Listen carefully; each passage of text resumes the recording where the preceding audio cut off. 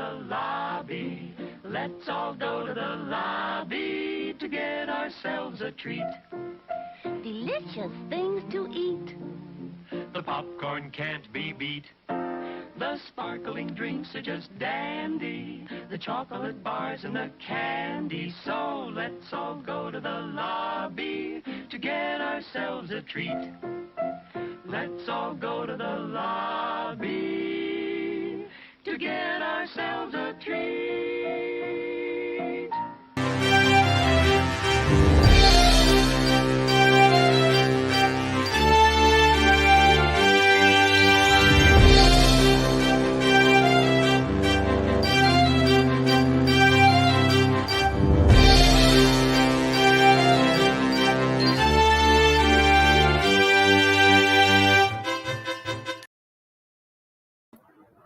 And here we go. Hi, everybody. My goodness, it's good to see you all here. We've got Al Delfonso here. We've got George Mark Alderman here, and we'll ask her that in a second when we get Jack in. Oh, and Gloria Alford is here already, and I'm already a mess. And hi, everybody. Yeah, that was that. Oh my goodness, my hair is. Oh, never mind.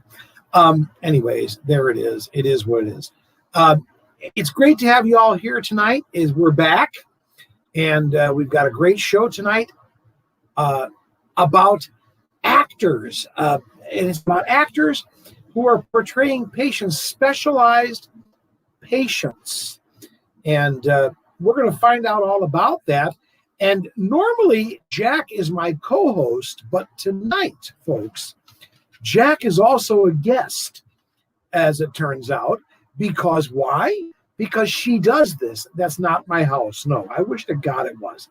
By the way, because we have the doctor music on, you know, that whole doctor music on there, like a hospital show, I decided to have a doctor's living room. Why not? So right now, I want to introduce you to my co-host and guest this evening, Jack Ledoux. Oh my God, you make me laugh. Hi, honey. Hello, everyone. How are you? Hello, it's Glory, my friend Glory. We've been friends forever. Jack, Mark Alderman, I call him Mark Alderman. I don't really know him, but I know only the George Mark on there. Yeah. Is asking, have you watched the stream of Vanya yet? I have not. I did see a little bit of it, George Mark, but I haven't watched the whole thing. I'm kind of scared. You know, Jack, I'm going to tell you something. No, it's scary to watch yourself. I don't know who's playing that role that you played in that. I'm assuming that's what we're talking about. But I'm going to tell you something. There's no way on earth it did better than you did. I don't care what anybody says, all right? Okay? Okay. Yes, dear. All right. So what are we going to do tonight? What are we talking about? What are we doing? Okay. Well, actually, about what I've been doing for the past 2.5, I guess, maybe 3 years now. It's called standardized patient. It's also called a lot of different things. Role player, simulation patient. It's all different kinds of things. I have some history. Would you like some history? Yeah, I found one that said specialized patients, so that's what I used on. They call it that too. It's a lot of different things. Yeah. A gentleman named Howard Barrows invented the model for the whole thing. It's also called role players. It's in 1963. It was at University of Southern California. So it allowed doctors. It started out that allowed doctors to actually talk to patients. And when they were conducting physical exams, the patient would give the symptoms, and then the doctors, nurses, whatever, would have to figure out the diagnosis. That was the first thing they did. It continued to evolve until 1970, and then it hit the academic world by 1980s. And the fun thing about this is hospitals and universities all over the world use this now. It's very big in the UK. So anybody want to move to the UK? Hey, you got a job. And they use this kind of thing in the military too. But for what we're looking at, It's primarily educational. And the whole idea of it was that it's a safe environment for nurses, doctors, physical therapists, for all of these people to learn and to go through all the steps that they have to develop a rapport, and you'd be surprised how many have none, with real people. Yeah, hey, hello. It's going to be a fun night, people. But it's also a lot of the things that we do involve mannequins who are very high tech, and they actually are set up to show the symptoms, the heart problems, the oxygen levels, the blood, the heart rate dropping, breath, everything. And we are family and friends, sometimes husband, wife, whatever, daughter, whatever. But the thing is, when we go in there, we're adding that level of anxiety and forcing them to not only concentrate on the patient, but also to deal with family members. So it's a really interesting thing. Wow. Well, here's what's really cool. Yeah, I think so, frankly. Yeah. I would want someone to know how to deal with me, but you ain't never going to find somebody like me in the simulation, I'm sure. You would be surprised. But we do have 2 more guests this evening. We've actually got 3 guests this evening, including the lovely Miss Jack Ledoux. And we've only done this once before with 4 people, and that was a couple weeks ago on a Sunday. So we're going to do that tonight. Right now, I want to introduce to you Amy. There's Amy. You're on, Amy. And hey. There we go. We got Amy and Perry, who are also standardized patients, right? Yep. Yeah. Mm-hmm. Okay. Yeah. Okay. Right now, there's quite a few hospitals, health organizations, and universities just in the Central Florida area that are using standardized patients. Okay, my first, and I'm going to ask each of you this question. I may ask you each a different question. I don't know what I'm going to do yet. Well, I'm going to start with Perry. Perry, my question for you is this. What made, now, aside from the, you needed a job, whatever the case may be, aside from that, all right, what made you decide that this was something you want to do? Well, first of all, I'm an educator. Second of all, I am a certified speech language pathologist, so I have a medical and educational background. And finally, I love to act, so I figured this was a real opportunity for me to merge everything. And when I saw the position posted, I went, that's it. That's what I'm going to do when I grow up. So now I'm almost grown up, and this is what I'm doing. Oh, don't do that. Don't do that. Don't do that. Don't do that. Well, I used to want to be the fairy godmother when I grew up at Disney. Well, you know, some of us got very close to that. I was not the fairy godmother. Just shut up, Jack. But no, I got to work very closely with her on more than one occasion. Well, that's great. I think that's pretty cool. Now, Amy, I'm going to ask you the exact same question. Why this? Well, I've always been interested in acting. I've always, when I was younger, I did a lot more of it. And then, you know, I got sort of sidelined by raising a family and carrying my 2 daughters around who are also actors and singers and involved in theater in the community. So, you know, I got sidelined by taking them around. But then as they got older, and now my last one is graduating from high school this year, I started to get back into acting and meeting people around town who were actors. And I happened to audition for a show with Playwrights Roundtable that Jack was directing, and she chose me for the cast, and that's how I met Jack, and that's how I learned about simulated patients. And so I thought, oh, that sounds really interesting. You know, like a really interesting way to get some more acting experience. And then, as a single mom, also, let's be honest, to make some more money while I'm doing it. So, well, hey, listen, not a damn thing wrong with that. Yeah, no. So it kind of, the same kind of thing. I'm a full-time lecturer at UCF, and I've been at UCF for, oh gosh, I guess it's like 26-ish years now. So, I do that for my real job, and then I do, I'm getting more into the acting and you're a full-time lecturer at UCF? Is that what you said?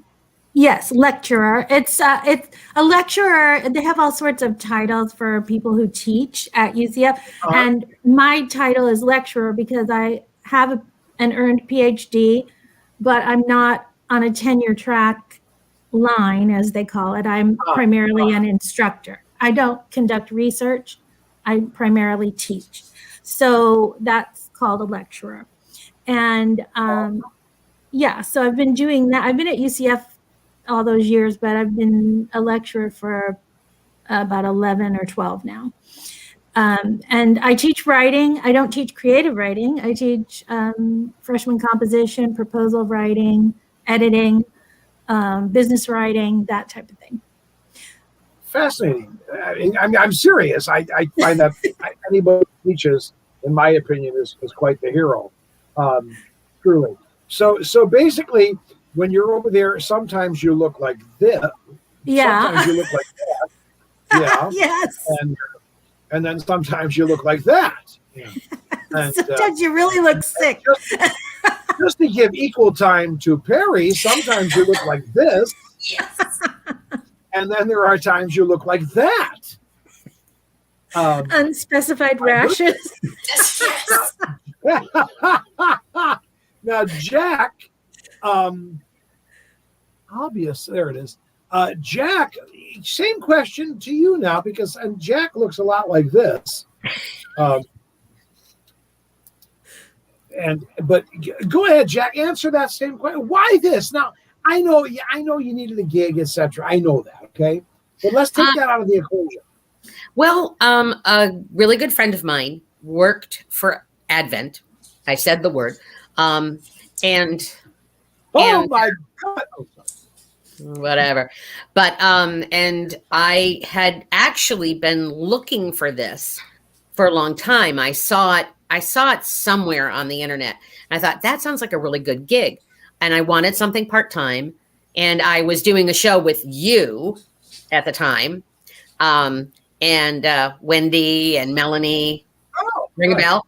Yeah, we were sitting backstage one day, and I was talking to my friend Wendy and saying, "Hey, blah blah." That show Daddy Issues of that irritating asshole who wrote it. I'll just go ahead and get that out there.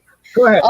Okay, and I felt bad mentioning a hospital. Okay, but there you go. We were sitting there one night, and she said, "Yeah, I think they do have it there, but I'm not sure how." And our friend Melanie jumped in and said, "Who is a fantastic improv performer at SAC? Plug for her." And does Melanie do this? Yes. Oh. She's the one who got me into it. She said, I'll tell you who to get a hold of and how to do it. And she got me in. I got Amy in. I mean, this is what we do. We talk to our actor friends who we think could handle this, because not everybody can. And you just run with it. And I think pretty much all of us have gotten somebody else in, right? Right, ladies? Yes. Yeah. Yeah, I definitely. She's never once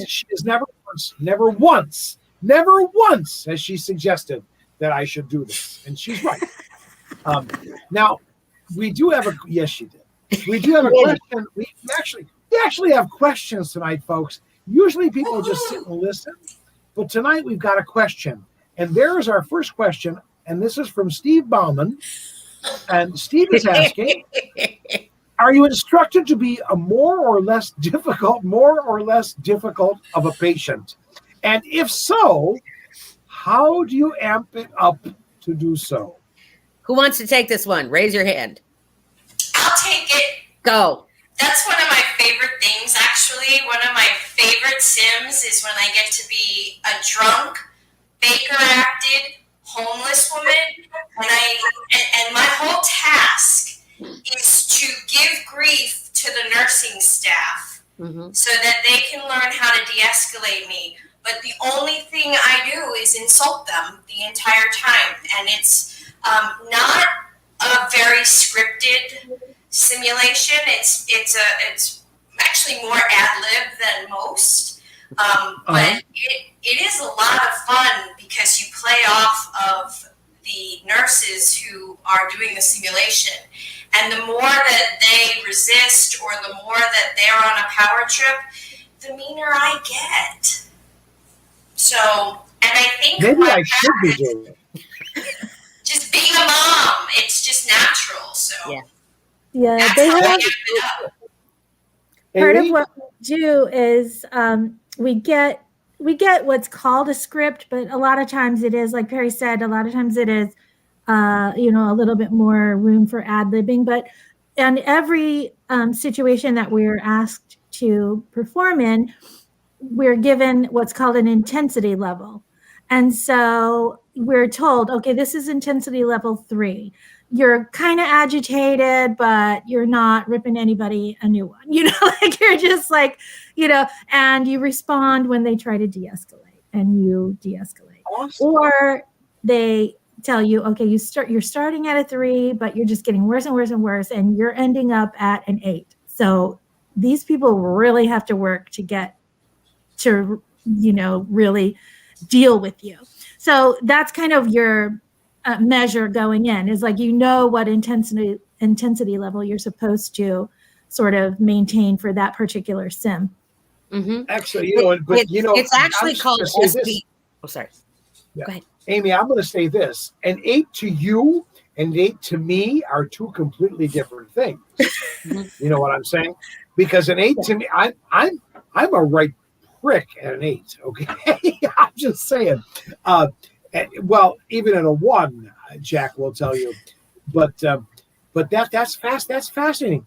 Now, Jack, have you? We've all done it. We've all done it. It's called SVRA. And I just got my hair cut. It's making me insane. Okay. It's called SVRA, which I cannot at the moment think of what it means. If either of you ladies can, that's great. It's different intensities. It's called green. They have green, yellow, and red. Green is very mild. Actually, it deals with someone they think perhaps is being abused at home. It's used mostly with women, but there have been male patients who have done it. And they're trying, and they try to, and the yellow is is the drunk period. I have been the drunk. It's so much fun. And that one, you are verbally abusive, but you don't get into their faces. The red is all out and you're throwing things. It's safe things like pillows. So, but the red is all out. And I think the goal with red is actually to make them say, I cannot deal with this person. I need to get security. I think. Am I correct, ladies? It's a safety thing. It's to recognize, when they are unsafe and need to leave the room. Yes. Right. And they need to know at what point do I call in reinforcements or use my resources that are available to me. Because sometimes they think they have to handle everything themselves, and they try everything that they have at their disposal, but they forget that they have the ability to call in all sorts of different resources to help them to deal with whatever situation they're faced with. These SVRA things are all sorts of scenarios, not just those that are. There's one that I play the mother of an autistic child, and they have to figure out how to work with me to get the child to be examined, and that's at different levels, right? You guys have done that, I think, and I play usually a mom. Once again, yellow. A mom where they do a procedure on my child without my permission, and so I go off on them about that. So obviously they're admitting that obviously we're not saying that, but that happens. Whether by accident or by design or whatever, it happens. Yeah. So one has to deal with such things. Seems to me that this would work in almost any industry, quite frankly, especially when you're dealing with the public. Yes. I should think this would work for, my God, theme park employees need to go through this. You know what I'm saying? I mean, y'all been to theme parks, right? Just saying, because a lot of our viewers are theme park people. Now here's an interesting. I'll tell you what, Gloria. I'm going to get to that question in a little bit because I want to jump over here to my photos, and I want to ask about this particular one. Now, Barry, we know, sweet Christ, we hope to God that is artificial. It's fine. It's fine. I'm fine. No. Oh my God, that looks freaking horrible. How do they deal with that? Well, the word for it, when we come in, there are certain scenarios where we are given moulage, and that is so that it's more realistic. And we are playing a patient where we had something happen. In that case, that was actually for the open house at AHU, Adventist Health University. And wait a minute, who comes to the open house? Who comes to that? Is that like when mom and dad come in to meet the teachers, or what? Is that what we're talking about? It's more graduate students who are interested in furthering their education. So we call them SOS or SimTechs. Part of their job is to perform moulage and to do the makeup on us. And one of them loves to show off. She does like burn victims and car wrecks and all kinds of emergency trauma accidents. And so I was playing at this open house, an emergency room person walking around with an IV and trying to find somebody to stitch me up. And there the insanity ensues. So in my mind, I'm seeing Cocktail Party, and this woman walking around going, "Fix me, fix me." Is that what happened? No. yes, Right? That's not pretty much it. Yeah, it kind of is, isn't it? They're like. So I said to Buffy, I said, "Listen, I went to school." No, I mean, and you're walking around as a patient at that point? And I'm walking around going, "Can you fix this? I need help. Do you know where the doctor is?" We do this once a year. And I know a lot of places do it once a year. They call the emergency room, and it's the open house thing. And they have one huge room that's set up like an emergency room. And there's tons of actors that they use, and it's people coming in and out. A friend of ours, well, Yule, you know Yule because you did a show with him. He was a burn victim. The moolah, his whole body was burns, and we had another wonderful lady, Maria, who was speaking Russian. And she was trying to find someone who could help her because she only spoke Russian, and she was walking around trying to get help for her daughter. And it's all going on at the same time. And these poor nurses and doctors have to deal with this, with the craziness. And that's part of the whole thing. So we're not talking Cocktail Party here. Seriously. We're talking, not that kind of open house. Emergency room that's very busy on this particular night, and the patients have run amok, essentially. Yes. Yeah. Is that where we're at? Yeah. Oh my God. How do they, because you understand, one of the things I used to do was with SAC Theater, back different than it is now, okay? SAC Theater used to be on site doing crazy stuff. You talk about streetmosphere. Sorry, guys. I apologize to everybody who was in that. You're wonderful. But SAC took it to another level. I mean, we would go out as tacky tourists, and people would think we were real, and it would become crazy. All right. That's where it all started. That's where all of that stuff started back then. So that's what I am envisioning, basically, but in an emergency room situation. How did these people react to this? Some are fabulous, and some people just tank. What happened when you did it, Amy? Well, I haven't done the open house yet because I've only been doing this for, here, my situation is a little weird. I've actually been employed in this for, I don't know, probably close to 2 years now, but, no. It would be a year, a little more than a year, because what happened was we were doing training when COVID hit. So we didn't get to finish our training. And so I only really started doing Sims in the summer of 2020. So, I had all the training and everything, but I actually started. So I haven't done the actual open house, and I've done probably quite a bit fewer Sims than Jack and Perry have. But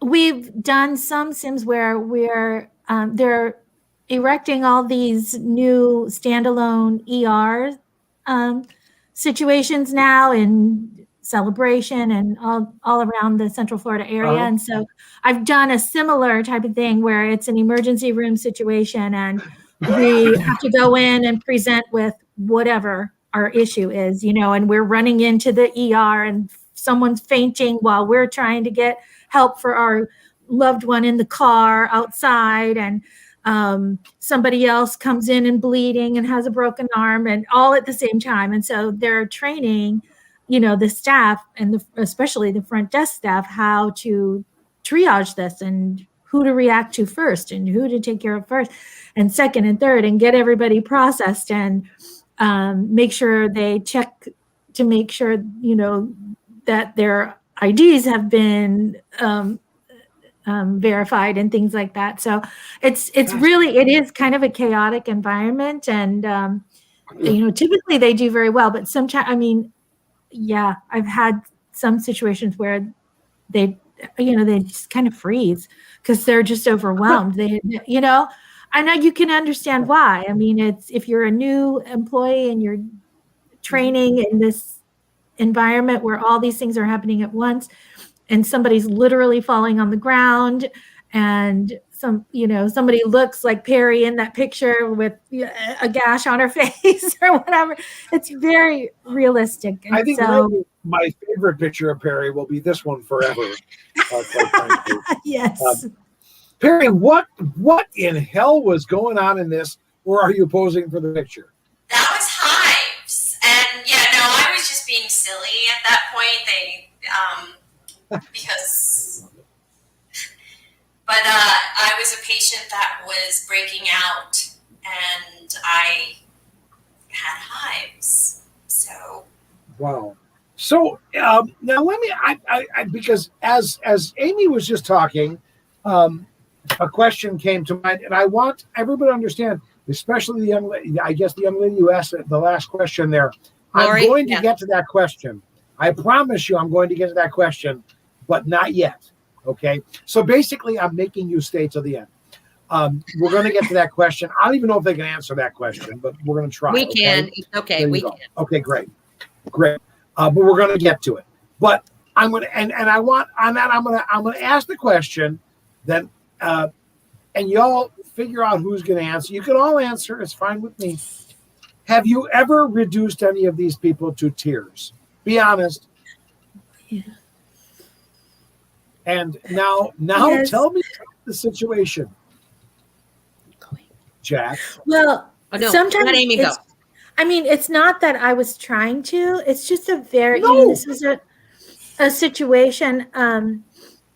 These are nursing students a lot of times who we're dealing with, and they haven't been in a clinical environment yet. That's why we're doing this, because we need to prepare them for that high pressure environment. basically. Yeah, And that's and they're, some of them are way more nervous and than others, and have a lot of anxiety. And this was just a situation where I was playing a patient who was upset about something that went wrong. Like we have this one thing we do where there's several different scenarios, but one of them is where I got put in a hospital room and the bathroom was dirty and there was a dirty bedpan on the floor of the bathroom. And I was upset about that. As a new patient in that room, it shouldn't be dirty, right? And so the nurse comes in and I confront her with this. And I said, how does that make me feel? I'm already sick and I'm already being admitted to the hospital. And now I go in the bathroom and there's a dirty bedpan. What the heck else is going to happen here? I hope you're not charging me for this, and she, she just didn't like a hotel. know. It really is. Yeah. Well, and that's part of the script, actually, is a hotel wouldn't charge me if this happened, is one of the lines, right? So, sure. She didn't expect that type of scenario, right? She was expecting to deal with like a clinical issue, right? But this wasn't a clinical issue at all. It was an atmospheric issue, like it was and she just got caught off guard and she got real flustered and she just broke into tears. But that's why they have these really patient and beautiful, compassionate facilitators who lead the whole scenario. And her facilitator was wonderful and really, it literally just hugged her and said, it's okay. That's why we're doing it here in this environment. Let's take the facilitator out of the equation, Amy. How did Amy react? I'm going to ask you the tough questions here, kids. How did Amy react when she broke down? Well, you have to stay in character because until the facilitator comes in and intervenes and says, okay, this sim is over, or something like that, you have to stay in character. And, me as a mom and this young girl who's probably the age of my daughter, I want to reach out and hug her too, but that's not who I am at that moment. I'm a disgruntled patient and I'm mad about the dirty bedpan in the bathroom. Somebody's going to hear it. Yeah. Fortunately in that situation, the facilitator, stopped everything pretty quickly when she saw how upset she was and, sort of took it over from there. But you have to you really have to try sometimes to stay in the character. Wow. It's just like in any other show that you do. You have to stay in your character when something goes wrong. Not unlike to give an example, not unlike on we watched the Practical Joke show, and whoever that is, kill them. No, okay. I meant the person calling. Just shoot them. They're dead. No, I'm kidding. So on the Practical Joke shows, after they expose it, the Practical Joke guy goes, "Jesus, I'm sorry," or whatever, And do you do that does that kind of thing happen? No, we're really not. We're instructed not to do that. Not to interact that heavily. Yeah. We don't really break character. We don't interact with the students in the hallways. They have, especially at AAU, they have a green room where we are expected to be when we're not actually doing a sim. We don't eat lunch with them. We have the same lunch break, but we don't eat lunch with them. We want it to be as realistic as possible. And so you don't really want the students or whoever is, being the learner that day, you really don't want them to see you or know. It's sort of like being, you're not, as an actor in a show, you're not out in the audience until you go on stage. You're backstage. And you're not seen in your costume and things like that. Yeah. It's the same kind of thing. This is absolutely fascinating. Jackie, we're going to get to that in just a minute. It has been asked. We have not answered it yet because I'm holding off on answering that to the end. Because and girls, Jack and Perry, I'm sure you have a story about that too, but I don't care anymore. No, sorry, I took my all the point time. being, No, that's funny. We've actually got a great question from Steve Bauman. I don't know if I know you or not, but Dan, you're asking good questions. Have you ever? I love this, and you're all about to be put on the spot if you say yes. Have you ever portrayed a patient with a language barrier? Do you do any fun voices?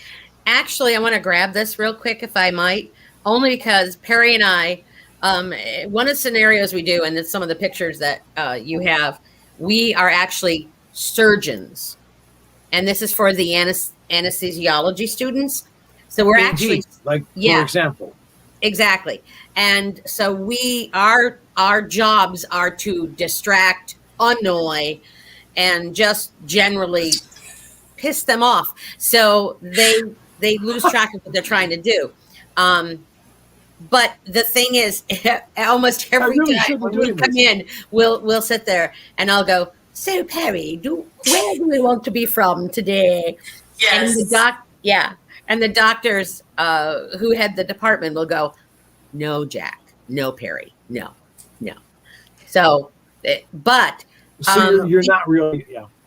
But we do have some SPs who speak Spanish. And I think, did you do one, Per? I did one actually where I played a deaf parent. And oh my God. So I had to use deaf speech, and they had to know to get an interpreter so that I could, I guess they could speak to me through the interpreter doing ASL. Mm-hmm. Is someone like that now? Just out of curiosity, I'm assuming my assumption would be that first off, my assumption would be in any part of Florida there'd be somebody who spoke Spanish. That's obvious. Okay, Mm-hmm. but that's obvious.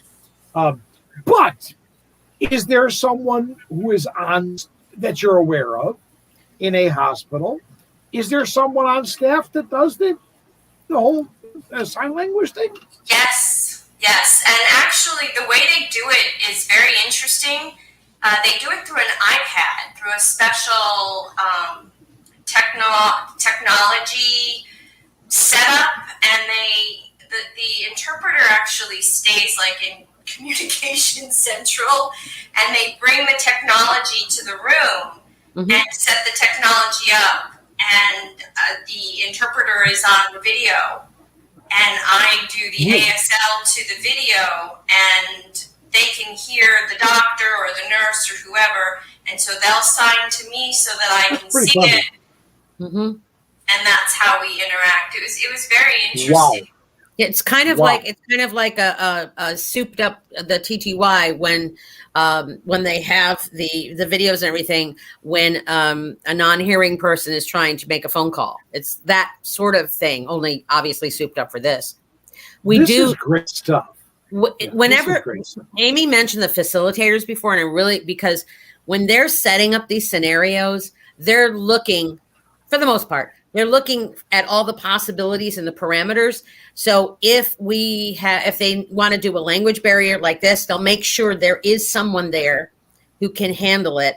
If it's Portuguese, we've done Portuguese, Spanish, French once, and then of course Marina, who speaks Russian, and they make sure there is someone there who can come in and interpret for that particular sim. Yeah, the facilitators are really amazing. Facilitators, educators, they're really amazing. I do have a funny story about that. Yeah. With the Spanish, there's one SP that she does a lot of the bilingual and the Spanish speaking, and this sim was working, like I said, on the interpreter and getting the interpreter. But the problem was that about half of the students spoke Spanish, so she had to come up with a different language. Yeah, I remember that. So they're like, okay, speak Portuguese instead of Spanish. Yeah. Yeah.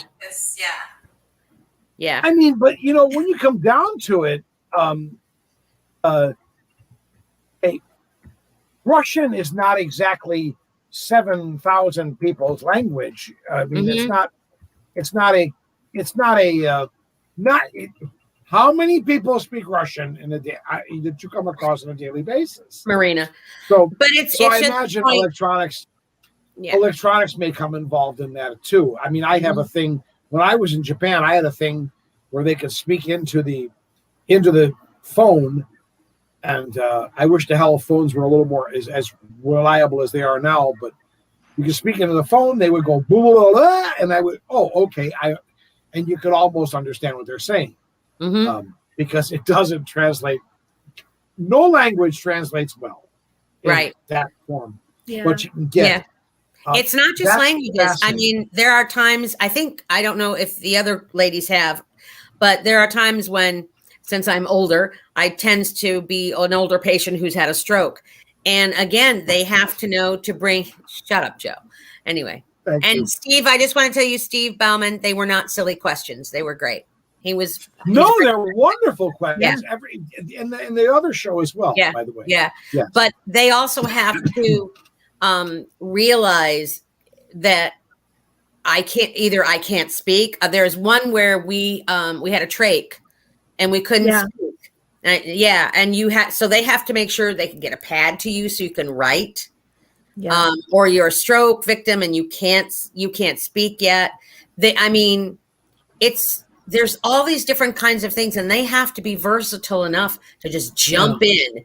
And a lot of times they don't really know exactly what it's going to be until they read the scenario. So this is fascinating to me. It's fascinating to me on many levels, because I just went through.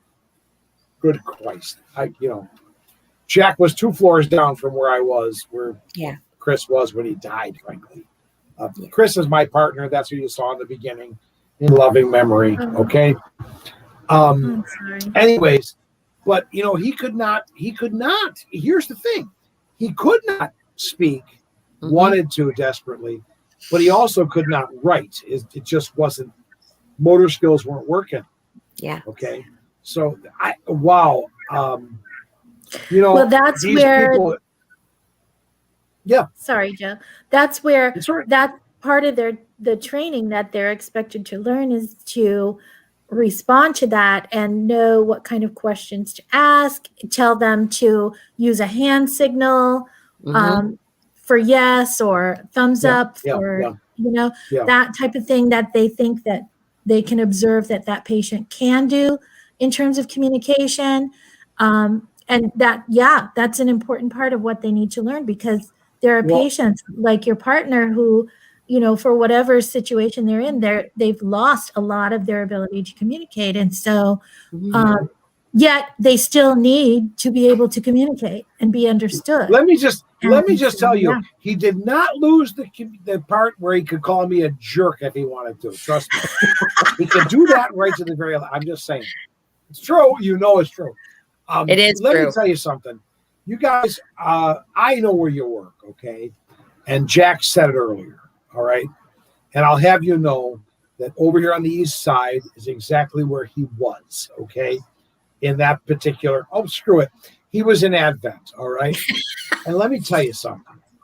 Yeah, I don't know that you guys work for Advent. I don't know that, okay? But let me tell you something.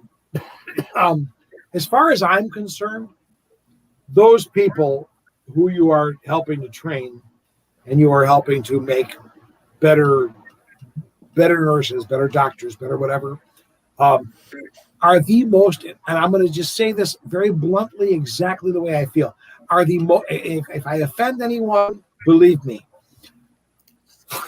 No, listen, those people are the most dedicated, incredible, professional, 90%, I'm going to say, compassionate, amazing fucking people on the face of this planet. How do you stand in face of all of what you are watching every day and still be able to not blow your brains out at the end of the day? Excuse my language, but that's where it's at for me. These are, you talk about superheroes, kids, that's what these people are to me and always will be. from my experience with them. It's funny, Joe, because I was hoping you can tell them that. to this kind of point, because a lot of things that we do are with the PT, the physical therapists, and what's the other one, the PA, and OT. Yes, and OTs, and it's a series. So it's like you come in. One in particular that I did, I was a stroke patient. I had fallen. I had another stroke. And you see me at the very beginning where I cannot communicate. I cannot stand up. And then over the series of weeks, I start to improve. And you see the relationship. And what's really amazing for me, and I know for the other ladies right here too, and I think all of us who do this, you see them come in and they're so scared. They're so scared because this is the first time they're going through this. They're really scared and they're stumbling over their words, or they come in and they're really cocky and they think they have everything. And then over the weeks, as they get to know you as a patient, which is funny when they call your name, your patient name in the hallway and you don't answer and they're like, huh? But anyway, you watch them grow and you watch them gain confidence, and you just watch them almost blossom. And it's so freaking rewarding on our end to know that we have a little tiny bit of hand in that. It really is.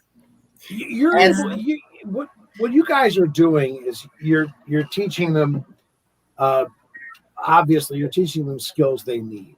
You're helping, well, you're not teaching them, but you're helping to teach them skills they need, which is, it's pretty amazing. We even do simulations with nutritional services staff. And where because a lot of times, you're talking about food here, it's important. And it's got a bad reputation in hospitals, right? So, oh, sure. So let me tell you something. Go ahead. I'm sorry, but go ahead. No, well, I'm just, that we put them in those situations where we're complaining about the food. We refuse to eat it. We want sweet stuff, and we're diabetic and we're not supposed to have sweet stuff. And we're supposed to be on a restricted calorie diet, and we want the fried chicken and the mashed potatoes with gravy and the dessert. And we are not going to stop complaining until we get it. So like they have to learn how to maintain their cool and also offer some alternative that they can allow, And so it's very that's an integral part of the whole caregiving situation, and especially in a hospital environment.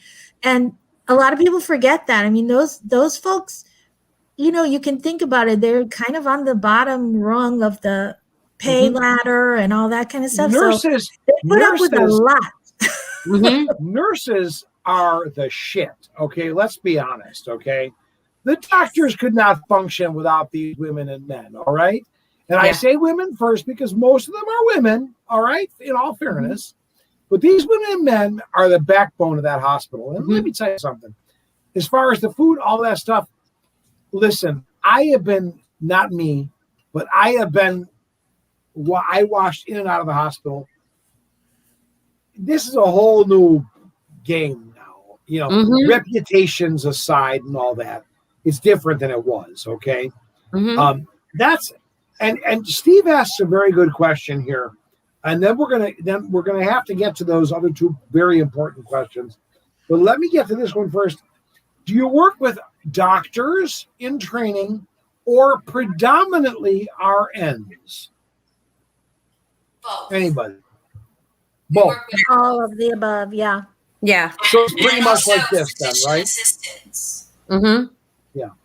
We even have worked at times. We have even there's some of the sims have been for EMTs who have to come in and assess with as Amy said, the nutritional.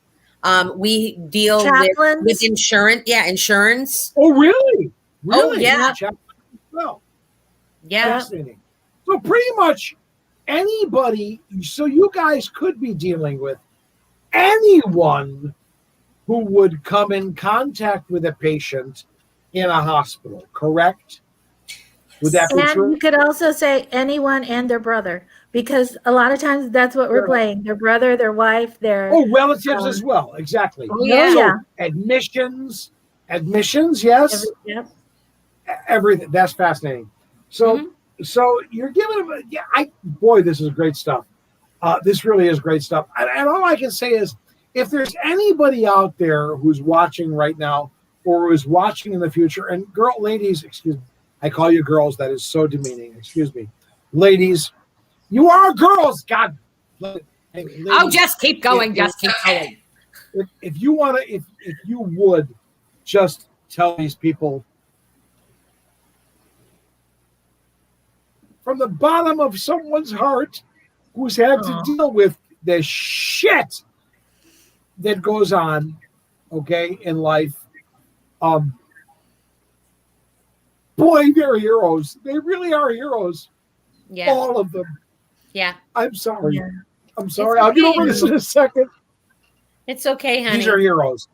They're amazing people, and they deserve to know that. And folks, I'm going to tell you something. If you're ever in the hospital, don't be a prick. Okay, there you go. All right, now let's get to. I'm sorry, I had to say that. We'll tell them. An excellent viewer, we do tell them. You are a because really excellent viewer. Yeah. You're asking great questions. But the big questions right now, and these, I'm sure that there's more than one person who wants to know about this sort of thing. And here's the question, and this is a good start. Sounds so interesting. How do I get into this? Could I do it in North Florida? Odds are, yes, you could do it in North Florida. Well, right now, ladies, honestly, right now, we specifically are not hiring because we're just starting to get back into things. But I know that they will. And as far as Advent is concerned, let's just do it that way. They are opening up. And I think they have opened up, haven't they, ladies?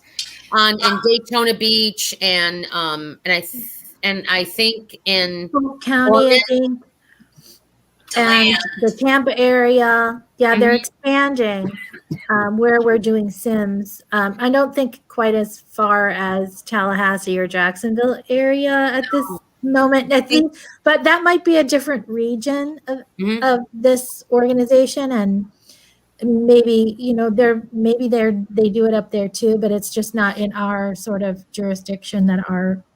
And it also could be because UCF does it, universities do it. Sure. So the best thing to do, I know, is to go online and check the universities and just pull up standardized patient. And I will tell you, and from there. I said this to Jack the other day, and she told me exactly what she's telling me now. I'm telling you all now, so you know.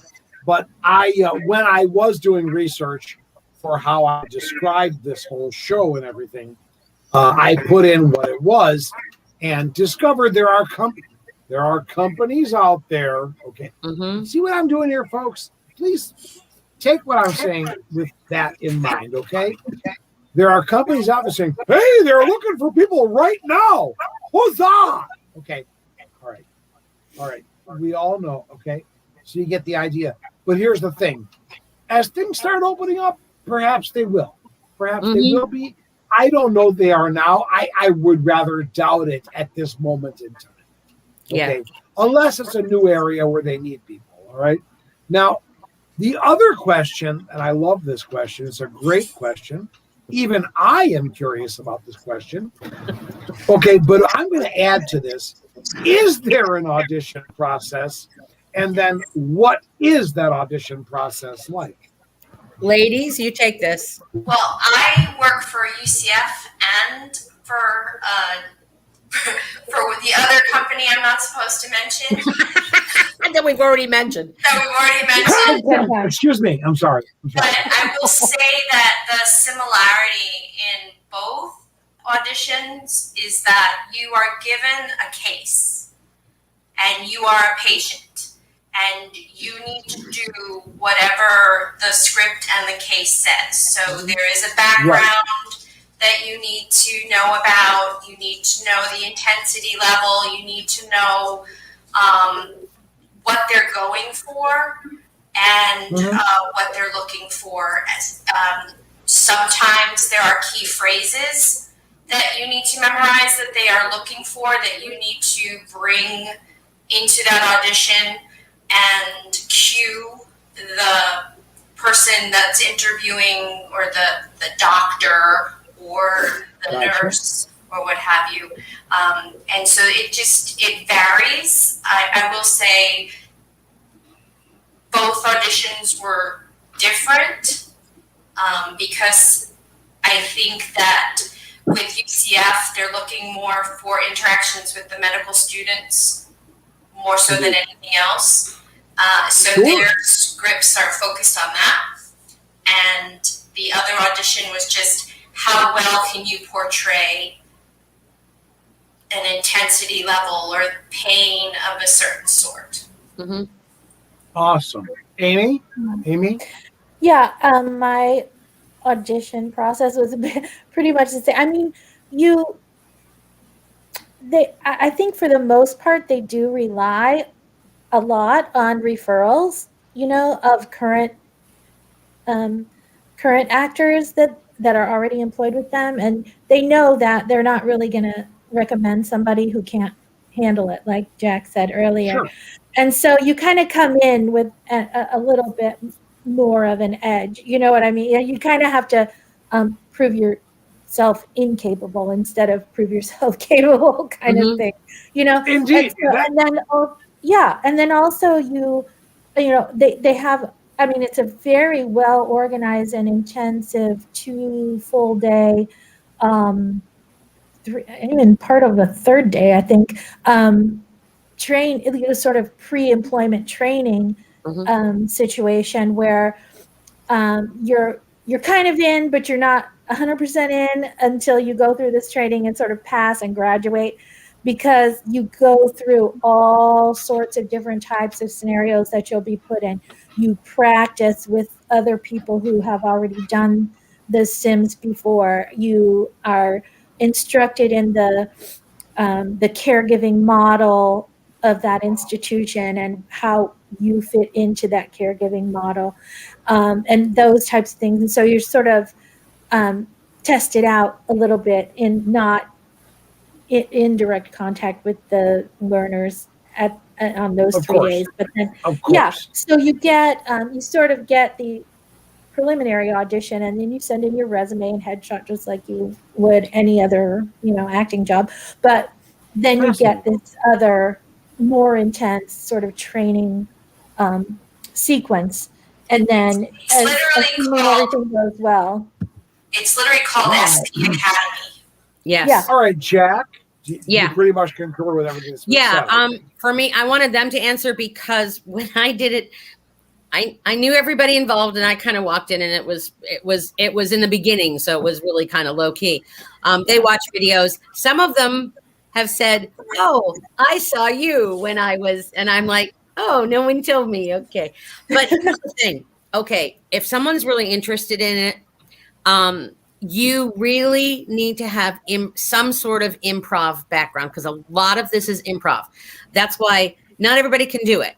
You have to really be able to go with the flow and have those improv skills. Not necessarily have taken improv classes, but just be really good at it. And be able to think on your feet sometimes, because some of these scripts that we get are like, if the student says this, you say this. If the student says this, you say this. So you've got all these possibilities, but nothing concrete. Right. So, half the times the students don't ask any of those things, but you still have to get the information out to them. You still got to get that. You still got to get that crux in there. Now, I got to tell you, folk kids, I got to tell you, all you ladies, this is an actor's freaking dream. Are you kidding? Yes. I mean, seriously. We have so much fun. We really, First off, you're performing. Yeah. Second off, you are doing something extraordinarily important. Okay, really. But I think theater is important regardless. All right, Yeah. I really do believe that. But you are teaching, you are helping, you are creating the future of an industry. And you should be proud of that, regardless of what they're paying. One thing that's different about this type of acting than when compared to stage acting or film acting is that especially theatrical acting is that when you're on stage in theater and somebody forgets what they're supposed to say, or they skip over an entire section of the show or something like that, well, your responsibility as their scene partner when you're on the stage is to sort of try to salvage that and pick that up and fill in if you can, and sort of get things difficult back to go from act 1 to act 2, though. Let's be honest. Yeah, sometimes it's possible, sometimes it's not. But the difference in acting as a simulated patient is you are not responsible for filling in the things that they miss, that the learners miss. If the learner doesn't ask you the right question, you cannot feed it to them. You cannot act in a way that will suggest what they should ask. So you cannot. So basically, what I said before was wrong. You cannot lead them. No, you can't. No, you're really not supposed to. Go ahead, Perry. I'm glad you corrected me. Now, one more quick question from the Peanut Gallery here is: do you do your own makeup, rash, wound, etc.? That would be a no. You have a moulage person, correct? Mm-hmm. Yeah. I don't know who that is, but I could recommend Ellen Osterlander from AEO Studios, who does score like nobody. It's one of the techs. It's one of the what we say SOSs or whatever, but it's the techs, and it's usually like there's maybe 3 or 4 people who do it, and they're at all the different areas, and they're really good. They're really, really good. And they have fun ladies, too. They're like, how does this look? Wow. I want to show one more picture because it's hysterical to me. It makes me first off, if you were a patient and saw this above your bed, would you not freak out? I'm just saying. But this we can't see it and we freak out. One of my favorites is right here. They deliver the baby. And the baby is upside down, and that's a little creepy. But apparently that's a robot baby. Am I correct? It's like a mannequin. And what is it, like 10 pounds, Perry? Yeah. And does it go like splorch when it comes out or anything? No. But we've had occasions where we have fake blood in the OR, and we have to be squishing it so it comes into the line. We've even had like hamburgers and things like that.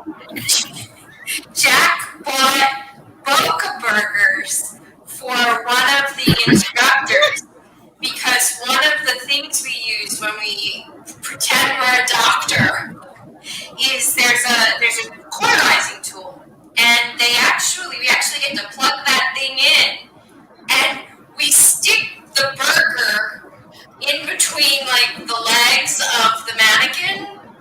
We're operating on the mannequin, and we cauterize the burger so that it smells like it really does in an OR. Oh, fuck me. Are you kidding me? You see, I told you it's a very freewheeling show. We say fuck. Are you serious? Yes. And the instructor loves it. And so Jack bought him a package of Boca burgers to keep in the freezer so that he would always have burgers to cauterize so that we can make the OR smell like burnt flesh.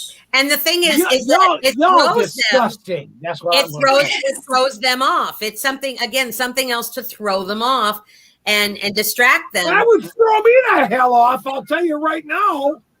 stick a burger between my legs and cauterize that son of a bitch. It's a mannequin. Obviously, do with mannequins. Ladies. Oh yeah. And honestly, the been... fun thing is, I just wanted to say one more quick thing. The fun thing is working with the facilitators. Most of them have the most wonderful senses of humor, and they come up with these crazy, crazy ideas, and we are laughing. But sometimes I feel so bad for the students, and yet it's still not as intense. It's still a safe place. It's not as intense as they're going to see when they really hit, the hospitals and everything. Yeah. And that's I think anyone in this business, doctors, nurses, et cetera, if they don't have a sense of humor, let's be honest, you can't possibly survive. Yeah. In such, if you don't have any compassion, et cetera, they generally, a lot of people say they don't have any heart, et cetera. But no, in my experience, and again, I'm not going to go off again. I'm not going to lose it again. But my experience is that these people are just freaking amazing. Okay. And Perry, what were you going to say? Because I think that's I was going to say what's key is that we are providing them a safe place to make mistakes. Mm-hmm. That is why we are there. We want them to learn, and the best way to learn is to learn from mistakes and to do it in a safe environment where they're not judged, where they're not killing anybody, where it's okay to fail. Yeah. And go ahead, Amy. Most sims, they don't just involve the scenario that you're in. What happens after we, as the simulated patient, leave the scene is they have a debriefing. And that's where they go over what went right, what went wrong, what do we learn from this, what are the resources that we could have used that we didn't use. All those sorts of things are done in a classroom environment where they can process all the things that happened in there, because they don't just leave them hanging and feeling awful, because sometimes it doesn't go well. Right. And it or literally we die. The patient dies. Mm-hmm. I've been in many sims where I die. Mm-hmm. If they don't do the right thing, I die. I code. I'm out. And that's traumatic, even if it's not real, even if they know it's not real. So they have these extensive debriefings. Yeah. So, they really care for what happens to them, as well as, they're learning the technicalities of doing their job. Mm-hmm. So I got to tell you, kids, everybody out there who's watching and I know we get a lot of people who watch. We're a little over time, but I don't care. We always go a little over time, especially when it's this freaking good.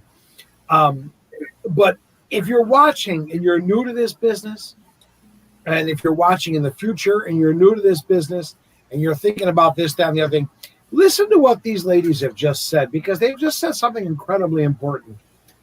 Before you can fly, and this is true in any industry, but boy, in theater, etc., it's important, especially in the medical industry. Mm-hmm. You've got to suck first. You know what? Yep. You've got to have a place where you can make those mistakes. And that's how you learn. So don't think, oh my God, that performance was awful. I'm so bad. No.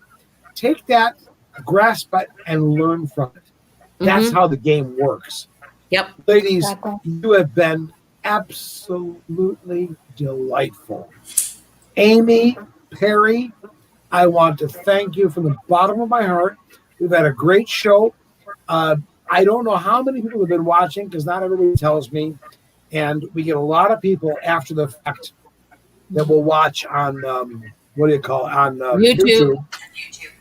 And brought to you tonight by, never mind.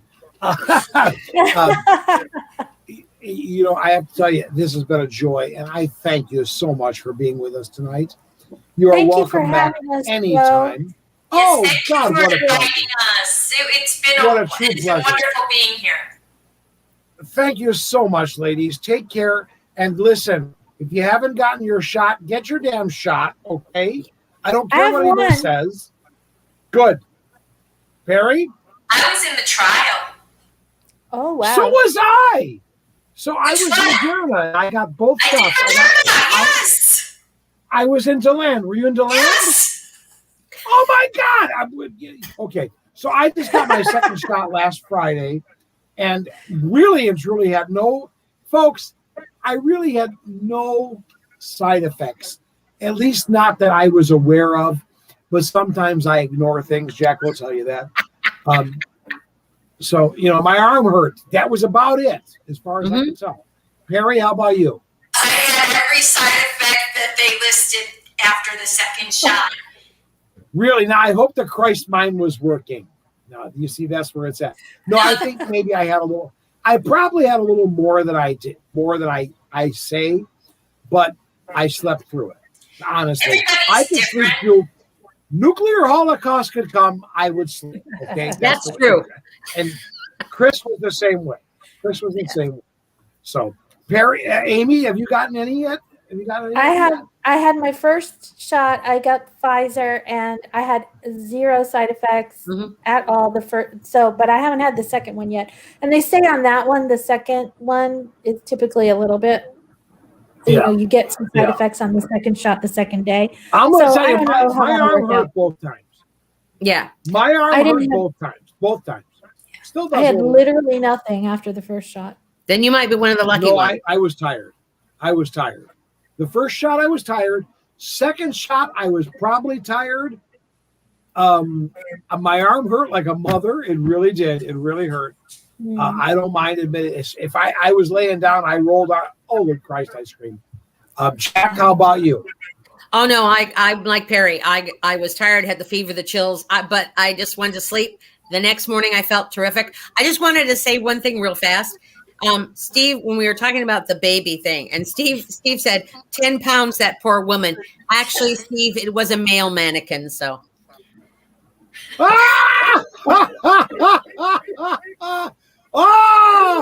in 2021. It can be a man now, apparently. Ladies and gentlemen, thank you. Ladies, Perry, Amy, thank you. I'm going to take you out of the stream now. Thank you. God bless you. Take care of yourself. I'll see you guys okay? Please. There you go. All right, Jack. Aren't they amazing? That was fun. That was freaking awesome. I enjoyed that immensely. Yeah. The thing I even enjoy my background. I want this house, by the way. This is our house. We're going to move in tomorrow. I want at least this house. No, you know what? The thing is, no cats. I had a feeling that this was it's a whole other gig. And we laugh. We have, just for those who are thinking about finding out if it's possible, we have so much fun. And honestly, I just did some filming, and it was for a corporate thing. And they were wonderful. They were like, let's collaborate, let's work. And the facilitators are always willing to talk to you. A lot of times we can give feedback to the students. It's such a wonderful collaborative venture. And in the end, it's all for the students. It's all for the students so they can learn and grow. And it's fabulous. It's so very important what all three of you are doing, and everybody else. Yul Lagardo, who's a great guy. I wish we could have had Yul on. I wish he would have responded. It would have been great. Yeah. There's about 100 right now. There's about 100 of us. Just it is what it is. Yeah. What are you doing for breakfast in the morning? You want to meet for breakfast? No. Tomorrow morning, I'm working. Yeah. Oh, you pain in the ass. All right. I might be running into those ladies tomorrow. Well, we'll catch up with it later. Okay. I just want to throw that in there, folks. Next week, Jack, I want you to stay with me for this. Next week, what have we got next week? Ladies and gentlemen, boys and girls, we've got Randy Senna. Now, listen. I can't wait for Randy. Randy is a former Disney employee. Randy is a collector of not video games, classic games, arcade games. He has a place up in New Jersey on the boardwalk. The guy owns 2 freaking omnibuses from Disney, okay? All right? So, and he's restored them, and he runs them when he can on the boardwalk. Absolutely amazing. Randy has been on Hoarders, so you can imagine. Randy's got semi-loads of stuff that he hasn't even shown anybody in years. So, folks, next week, come to see us with Randy Senna. What do you think, Jack? Is it going to be a great show? Oh, yeah. And seriously, too, guys, those who are watching and listening or whatever, the shows stay up on YouTube. Anybody, and I'm just throwing this out there, we recently lost AJ Garcia. Now I'll be verklempt. But we did a wonderful, wonderful show with him, and anyone who knows him, with AJ and Dan Jones on costuming. But go on YouTube and check out the other shows, because we've had some really amazing ones. Funny, Bev Bergeron, magicians, Ron Schneider, Harrison Carroll. Yeah. So check them out. I go down. Yeah, it's worth it. It's worth checking out. Thanks. I so appreciate you saying. Listen, folks, so you know, Jack and I have been working together for a long time. And, sometimes she completes my sentences. And vice versa. It takes a real warped freaking mind to be able to do that. Let me tell you. Thank you. There's only one other person who was ever able to do that. And sadly, he's not with us anymore. Well, yes, he is. Yes, he is. Yeah. Yes, he is. Yeah. He just can't come to the studio right now. Yeah. That lady right over there. Wrong way. So, that damn thing. Yeah, it's funny because on the other program, you can do it the right way. You know what I'm saying? Yeah. But this one, no. But if if Chris and I were soulmates, Jack and Chris were pretty damn close to that. Let me tell you. Yeah. He thought the world of her. He truly did, and I know he still does. Yeah, I miss him. I miss him a lot. And it makes me proud. It makes me proud to know this young lady. I'm trying to cover my this. The turkey neck. Are you doing the exercises? Are you doing the exercises I told you to do? I'm doing every freaking exercise there is. I did 100 goddamn sit-ups last night, Jack. That has nothing to do with the turkey thing. I showed you. Well, the turkey neck. The turkey neck is a whole other thing, and I'm getting money from my dad's estate. Thank you, Dad. I may just have that fixed. Maybe, but you know what? I'm 59 years old. Who the fuck cares, right? Yeah. You know what I'm saying? Yeah. Certainly You're not 59 me. years old. Who the fuck cares? Girl, I ain't getting laid. You know what I'm saying? Let's be honest. Let's just be honest, okay? All right. Moving on. I love you, Jack. I love you too. Beyond belief. Thanks, folks. Thanks for tuning in. Thanks for listening to my bullshit for the past 10 minutes about this delightful lady. If you don't know her, get to know her, because damn it, she's amazing. I love you, Jack. I love you, honey. Take care. Folks, last but not least, Randy Senna next week. Come in and see us, because I'm going to tell you something. That's going to be a crazy show. Randy is going to be on his phone. He's going to show us his Disney treasures, and that's going to be pretty freaking amazing. Okay, Randy Senna next week, 8:00 Thursday night, and folks, I am going to announce some new shows in between now and then that I hope to God you're going to be excited about, because the Diamond Horseshoe is going to come back. Oh, yeah. The Golden Horseshoe is going to come back. and we are going to have some fun. Take care. I love each and every one of you. Remember, when you're out there, look for the helpers because they're there. They are there. The helpers are there. And when you find them, you join them because there is nothing more rewarding than that. I love you. I truly mean that. Each and every one of you. Take care of yourselves. Get your shot. Bye-bye.